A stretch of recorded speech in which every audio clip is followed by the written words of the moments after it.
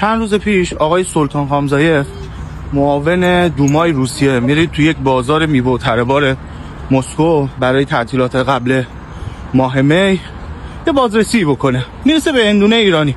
بریم ویدیوشو ببینیم.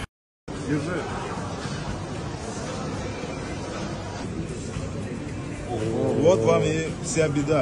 Никогда не покупайте иранские арбузы. Это все, что называется, мина замедленного действия, онкология, все заболевания. Они их продают, пичкают, значит, их там всеми нитратами, химикатами и всем остальным, лишь бы продать. Лучше дождаться август месяц, сентябрь месяц и поесть настоящие дагестанские, астраханские арбузы, чем вот эту химию покупать и ее потом, соответственно, есть. Вот. А это продавать нельзя. Я за это могу даже посадить. یعنی خداوکیلی ایجاد یک استاندارد برای محصولات کشاورزی صادراتی اینقدر سخته برای جمهوری اسلامی؟ خودتون خسته نشدین از این که این صنعت اینقدر بی‌صاحبه؟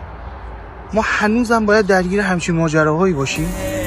آبادی مسموم برج بلند تو اوج تباهی بود، موجی هرچه بخواهی بود، حیف این همه ماهی معصوم که تو رو